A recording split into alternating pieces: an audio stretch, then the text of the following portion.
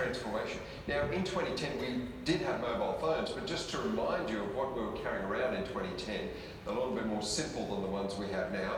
The flip phones, and you couldn't access the internet, and apps were not a thing, and we weren't a few clicks away from any piece of information on the planet, and things going viral, and social media, indeed, was only just emerging.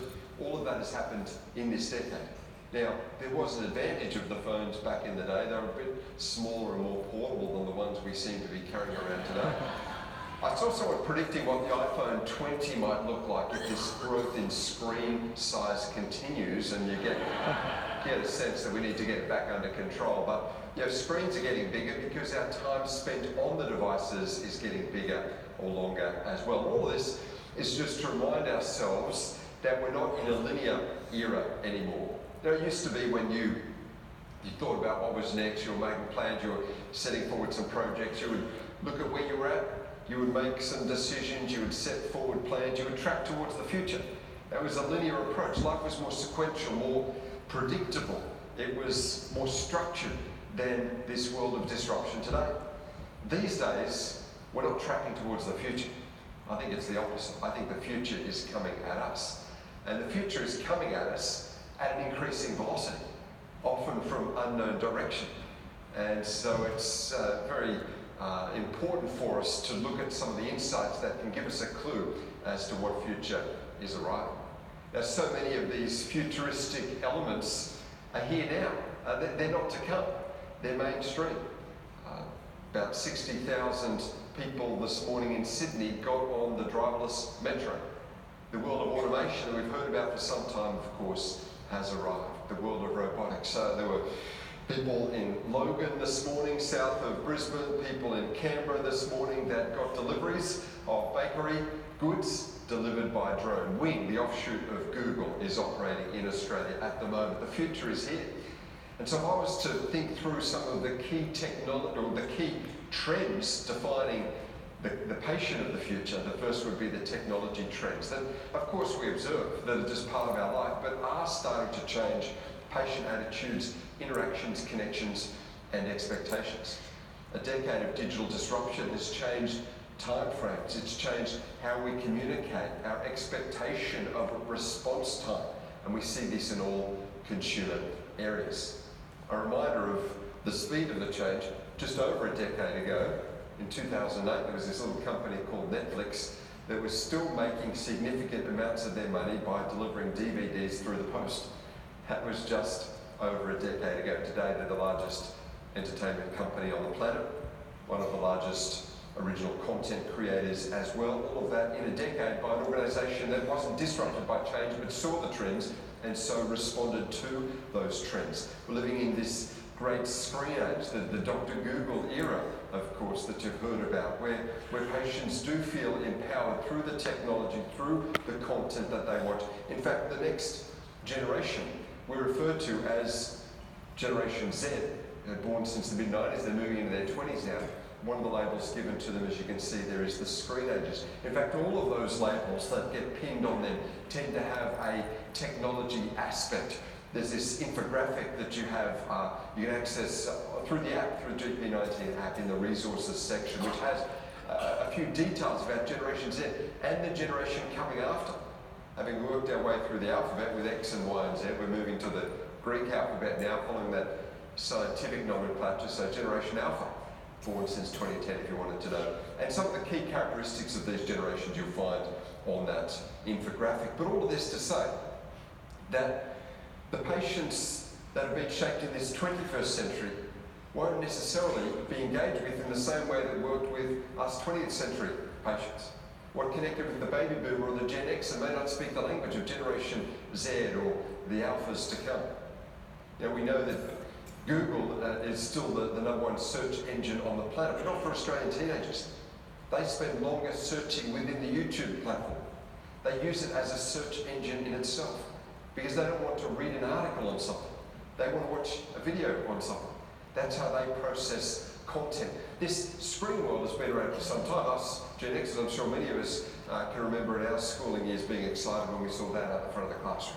It was going to be a good lesson, a video lesson. Now literally the video cassette would be put into that setup. Screens have been around for a while, but it's at a whole new level now when the screen is in our pocket, when it's video based, when it's touch screen, when it's kinesthetic, and when the world is at the fingertips of this generation. How they communicate, not just the platforms on which they communicate are changing. I've got a few Gen Zs in my team at work, and I just noticed how they text and communicate. Different words emerging.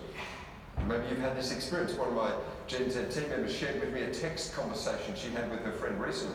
She texted her friend to say, "Babe, my new work gig is legit. The hours are savage, YOLO." Acronyms, emojis, it's a different world. Her friend texted back, "Yes, Queen, slay girl, goat." Lots of these acronyms.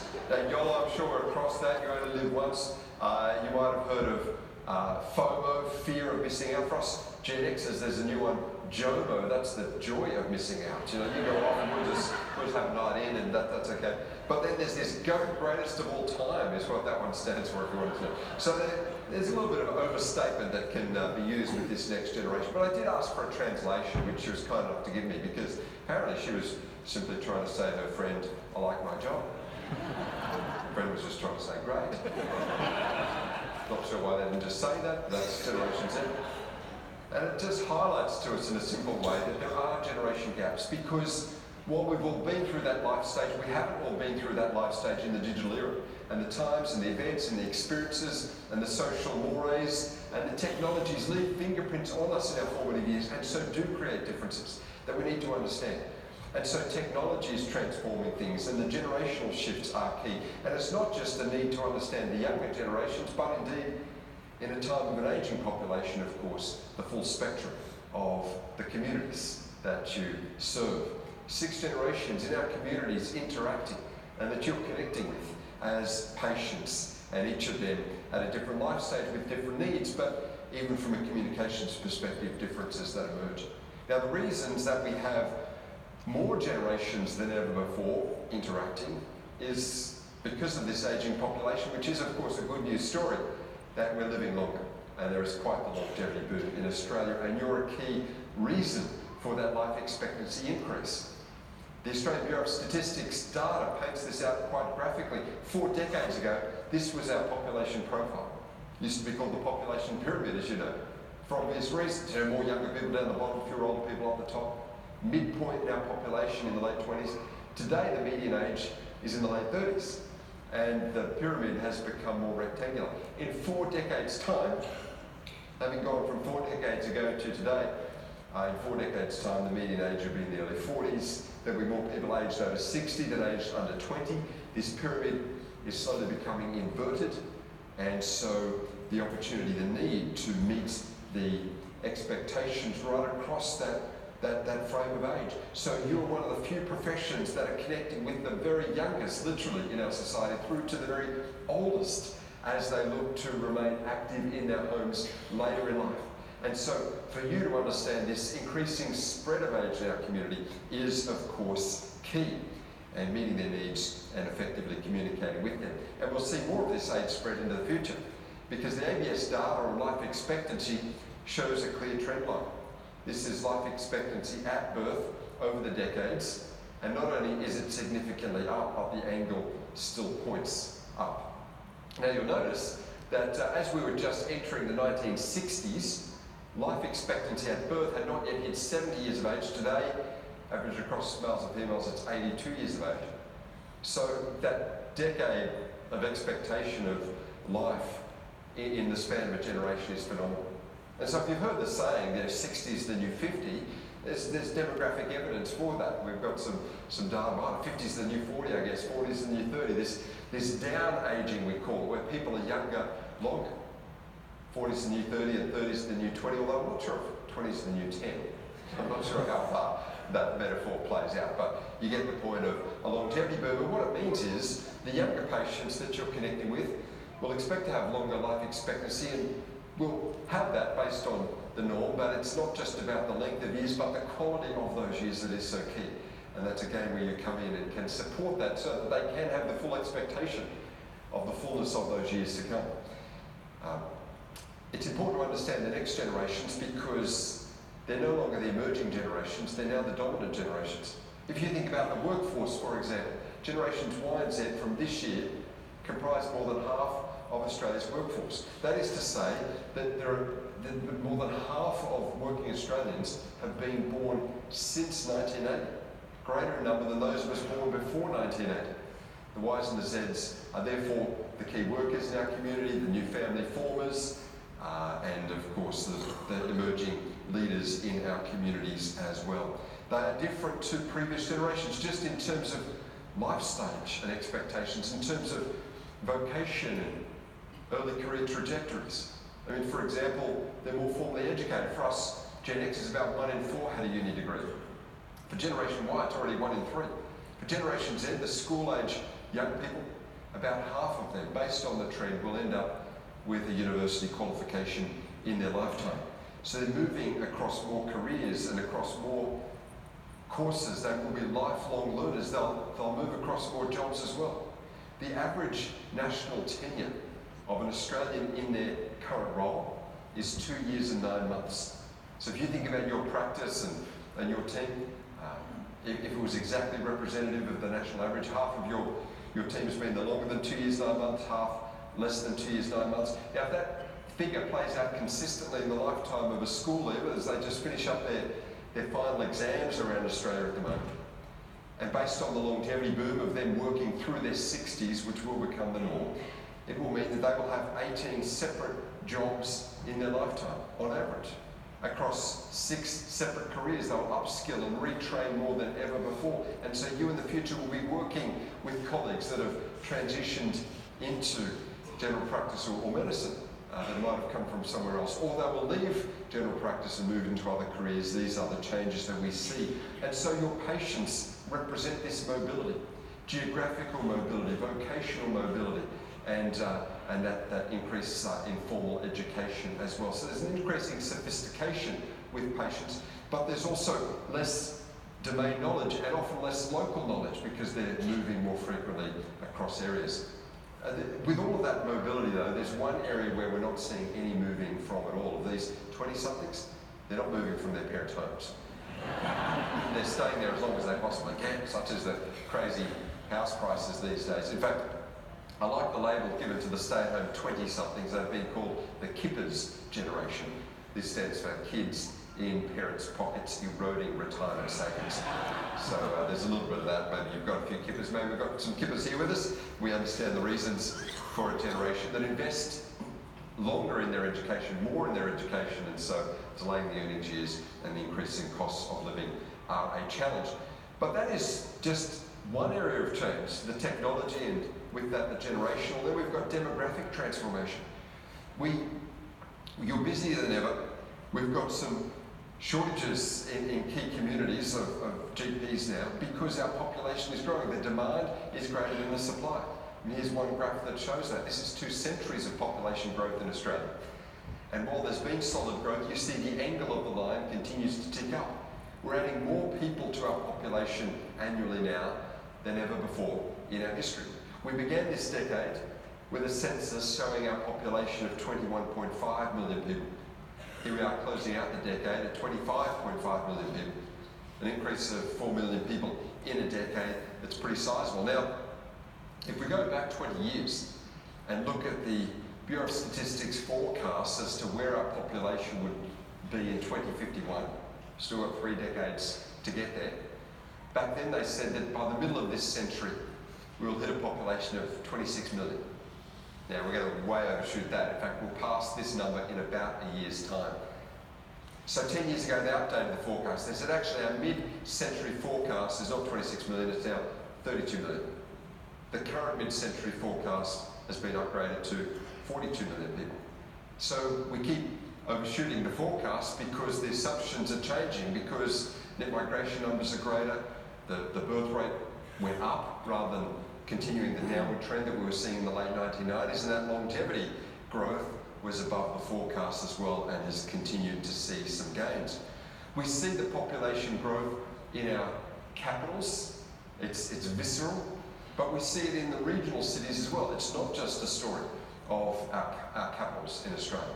those inner regional areas, those regional cities are growing very strongly as well, and fed from some of the spillover growth of our larger capital cities. We see it. We see the growth just visually. Let me put up a photo. This is Cranbourne East in 2009, just beyond the fringe of growth in Melbourne. And you can see a decade ago it was farmland. And let me put over this photo the 2019 photo of the same area. And you can see that in a decade, we've created suburbs in rural areas. We've seen just incredible change in a decade. We see the same in Sydney. This is northwest Sydney, this is Rouse Hill, and you've got the 2009 photo, the 2019 photo. And if I do the same thing of dragging that blue line across, you get a sense of change. It's all around us. And so population growth creates more need for your services. It creates a change in where we live and how we live. We're becoming more densified. The rise of the vertical communities, not just the horizontal ones, means that people aren't necessarily just getting that exercise they might have. The era of the backyard is not there, although we're seeing changes in our community design to more walkable communities and people not just relying on cars. We're seeing changes in terms of how people connect in their communities, not knowing their neighbours as much, and so the workplace community is one of the social bottlenecks through which people pass, but not everyone has the connection there, and so more isolation, even in our more built-up areas, is a phenomenon as well. And you see all of these in your practice, but it comes, some of it, from the demographic realities. And I guess all of this can create a sense of change fatigue. New generations, new technologies, new demographics, new social trends. How do we keep up with this? And the challenge for you is not just to adapt to it yourself, but to help patients understand their context and hopefully bring about some solutions for them as well. It's a challenge, and we can sometimes get overwhelmed by the change. Sometimes people can get resistant to the change. I heard the story about a grandmother who was overwhelmed by change. She had a new TV put in and came with a new remote control with far too many buttons on it. She was pushing the wrong ones and messing up the programming. I'm sure we've all had that problem. The only ones that can solve it are the youngest, and so her grandson came around and he reprogrammed grandma's TV. A few weeks later he had to come around and do it again. After the third visit though, the young fellow found a good solution to grandma's problem. A little bit of masking tape was all he needed, and he could solve it once and for all. I thought not a bad solution, good innovation to a perennial problem.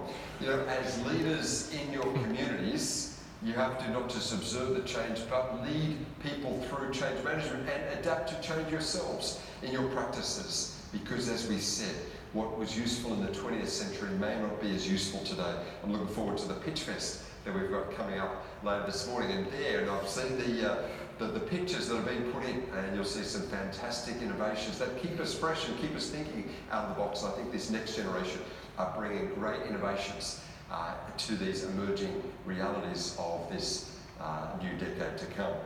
But we're culturally diverse as well. That's what defines us. 2/3 of this population growth we discussed is coming through net overseas migration. 29% of us were born overseas. Now that's a higher proportion than these comparable nations.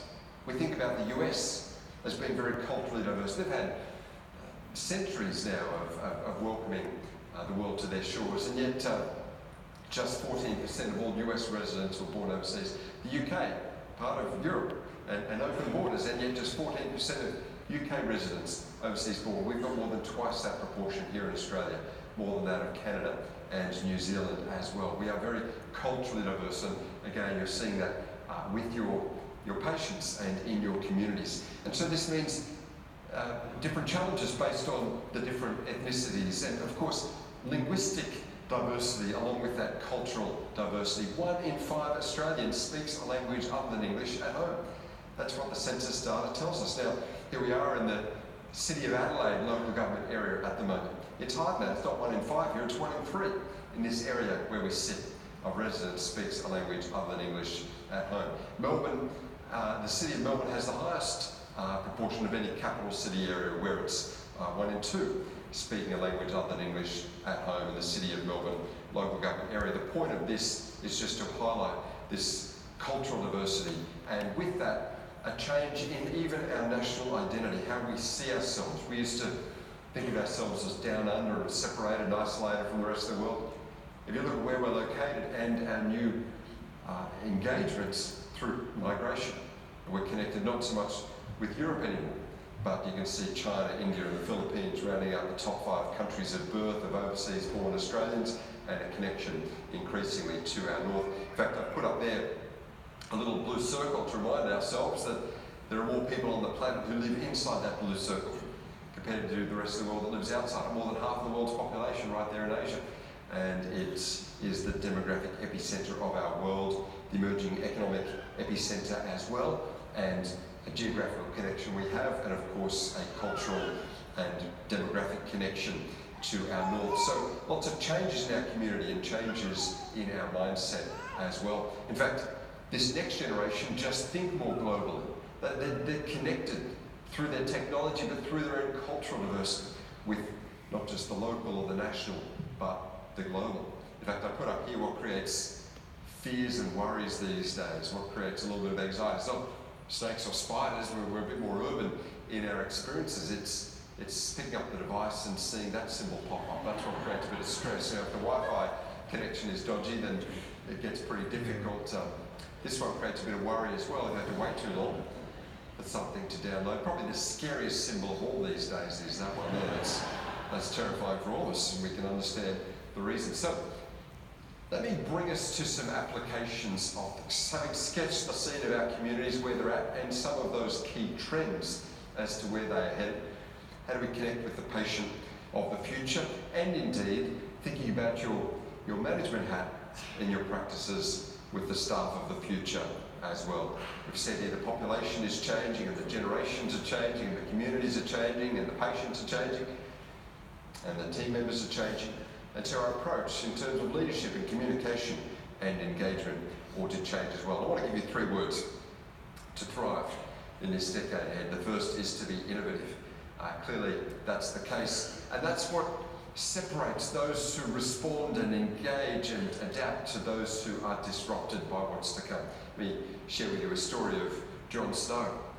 Jon Snow here, if you're a Game of Thrones fan, you might be thinking about that Jon Snow, but talking about Dr. Jon Snow, who's an anaesthetist in 19th century London. And in the early 19th century, they were having a lot of cholera outbreaks. Dr. Jon Snow, through his investigations, is now known as the father of epidemiology, even though it wasn't his field, because the theory at the time that they all held to, that cholera was spread through the miasma, the foul air theory, he just didn't buy it. He had his inklings that it was a waterborne illness. The problem at the time, of course, was with this theory that whenever there was an outbreak, they would hose the streets down, trying to freshen the place up, which would just spread contaminated water into cracked pipes and into the drinking stream and create further outbreaks. And so he had his suspicions. Well, in the early days of September 1854, there was another terrible outbreak in Soho, London. And so Dr. Snow got on it with this time. He said, I'm going to get to the bottom of it. And so he went around the streets where the breakout had occurred and spoke to family members and tracked where the deceased had lived. And he created this infographic. It's regarded as the world's first infographic. So he's a hero not just to epidemiologists, but to us in data analytics as well. He took a map of London, and where there was a death, he put a little stroke. And he went around, and as you can see visually, he quickly saw that there was an epicenter. And in the center of that center, you can see quite clearly a pump. And here is what he writes. On proceeding to the spot, I found that nearby all the deaths had taken place within a short distance from the Broad Street pump. There were only 10 deaths in houses situated decidedly near another street pump. In 5 of those cases, the families of the deceased persons informed me that they always sent for water from the Broad Street pump. And in 3 other cases, they were children who went to school near the Broad Street pump. The result of my inquiry made it clear that this was the source of the problem. I had an interview with the Board of Governors of St James Parish on the evening of the 7th of September and reported the above circumstances to them. In consequence of what I said, the handle of the pump was removed on the following day. And the deaths from that outbreak quickly dried up. It's estimated from that outbreak alone, this effort probably saved about 400 lives. Now that Broad Street pump, with its handle removed, still stands there. I was in London in July and went there and took that photo. No one else around, but people are probably wondering why am I taking a photo of some random thing that sort of gets overlooked. But this was an innovator. Glad to see they've named a pub after him as well. But prior to 1854, these were the cholera notices that they put out, and you can see the medical advice: avoid raw vegetables and unripe fruit, and above all from ardent spirits, and do not sleep or sit in a draught of air. Post 1854, it was cholera and water, and the notice not to drink any water which has not previously been boiled. It's estimated that through his investigations, through that innovative effort of marking it visually so that non-medical people could see his point, he has saved countless thousands of lives. That's innovation in how you communicate and how you engage. We wrote a report on leadership recently. We said influence is measured not by what someone achieves in their tenure, but by what they set in motion. And the ripples of that approach have continued on. We've got to be innovative. Secondly, we've got to be responsive to the context and the changing context in which we operate. So if I was to sum up what I've said as I've, diagnosed the trends of our communities in 5 words, I would say that it's a digital era. So we've got to think about that as the platform on which people connect and engage. People are mobile in terms of where they live and work and interact, and so people are time poor, they're busy. We've got to think about how to communicate in that context. People are global and not just local. And so they're bringing in what they've found from various sites that may not be relevant to a local context. They're social in terms of the influence channels, not automatically going to the expert channels or the authority channels, but the peer group channels as well. And how they consume that content is in a visual form. So this ought to adjust how we respond and how we communicate in this context. I see that safety professionals have adjusted. They've come up with new safety signs for this digital connected generation, like this one that I saw recently. In case of fire, exit building before Instagram. No Facebook updates on the way out, no selfies, keep it safe. That's a responsive approach. And it's true of our team members as well. You know, you're in this profession that indeed is a hero profession, where you save lives and create flourishing and transform communities. And we've got a generation now that are looking for that inspiration as they think about careers and the direction for them. We wrote a report on Generation Z recently. Many young people leave jobs not because there's a compelling reason to leave, but because there is no compelling reason to stay. And I know that retention in the medical field can be a challenge as well with this next generation. And so we've got to share the vision, or remind people of that vision and that impact that they can have. We've got to be innovative in approach, responsive in our communications, and finally collaborative in our leadership.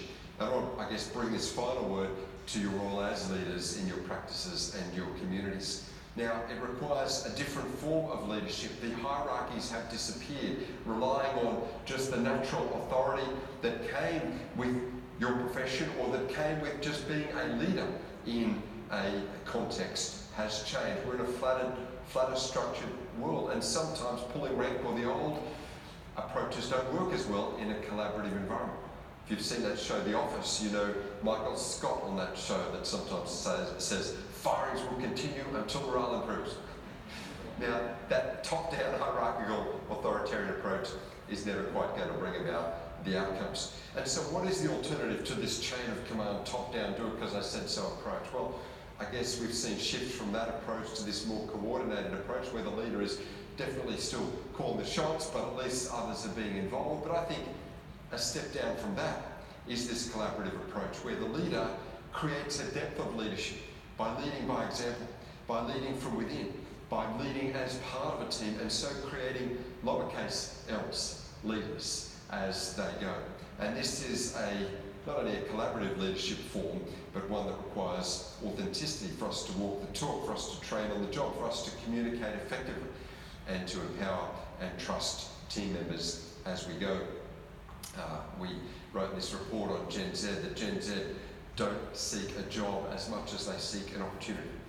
And so for them, they are looking to make a difference with their futures. And again, no more noble profession than yours, but it does require us to give them the opportunity to get involved, to remind them of the big picture, and to train them in the influence and the leadership skills so they can continue to make a difference in their communities. I thought I'd finish with some final words from an Afghan proverb about leadership. As you lead in your communities and your teams, there's a good proverb that they say, that is, if you're leading and no one's following, then you're just out for a walk.